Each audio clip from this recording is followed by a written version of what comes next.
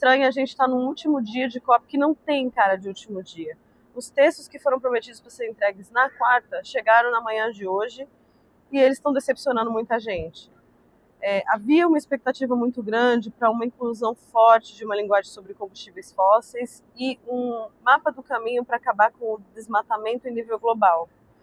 Isso não está presente nos textos que a gente viu, né? E muito menos na decisão mutirão, que é o que engloba um pouco todos os textos. De uma certa forma, é importante a gente entender que a decisão mutirão é aquilo que os países conseguiram colocar à mesa. Então, a falta de ambição desses textos também é, em grande medida, a falta de ambição do grupo de países que está reunidos aqui. De um lado, a gente tem os países ricos, principalmente a União Europeia, que realmente se negam a colocar dinheiro na mesa. O texto de adaptação, que era um dos mais aguardados, por exemplo, até menciona a ideia de triplicar o financiamento, mas sem nenhuma linguagem que possa tornar isso uma obrigação. Da maneira como está, até a adaptação que está sendo feita em país rico entra para essa conta. E a prioridade da adaptação é exatamente os países pobres e mais vulneráveis que já estão pagando a conta climática. E no texto de transição justa, havia uma linguagem no dia 18, no texto anterior, que falava de combustíveis fósseis, 3 menções, e elas desapareceram. A gente sabe que os países em desenvolvimento com pensamento parecido, que é um grupo negocial aqui, com Índia, com China, com países árabes, eles eram contra essa linguagem. E a China também conseguiu tirar uma coisa que era crítica para ela, que era uma linguagem sobre minerais críticos, né? Fazer essa exploração de uma maneira justa, tinha uma linguagem ali no trecho de transição justa e foi retirado.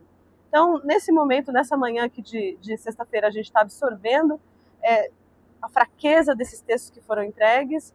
Existe uma expectativa de que eles possam ser melhorados a partir dessa visão que a presidência vai fazer. E existe uma expectativa para entender como é que o mapa do caminho para afastamento dos combustíveis fósseis pode de verdade aparecer nessa COP, né? Esse é um tema que já estava presente quando a gente, em Dubai, fez o consenso dos Emirados Árabes, né? Que é o Global Stocktake, o primeiro Global Stocktake desde o Acordo de Paris, que dizia, naquele balanço geral, que a gente tem que fazer uma transição para longe dos combustíveis fósseis. O chamado que o Lula fez aqui nessa COP é o primeiro passo grande e importante na direção de colocar isso em prática, de implementar essa decisão. Mas a gente vê que muitos países são resistentes a isso. Lula está na África do Sul, em Johannesburgo, trazendo esse chamado para as 20 maiores economias do mundo, né, para o encontro do G20.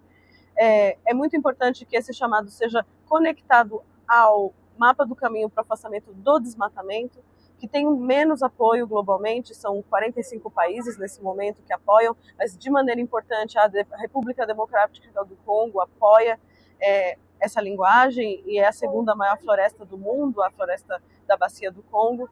Mas a gente está muito apreensivo nesse momento para entender como é que essa COP realmente entrega aquilo que é importante para combater a mudança climática, que é o afastamento dos combustíveis fósseis e o fim do desmatamento, e como as outras decisões, principalmente atreladas a dinheiro, vão conseguir sair daqui. Nesse momento, nesse último dia, que seria o último dia oficial, a gente vê que nada está posto, ainda não tem clareza.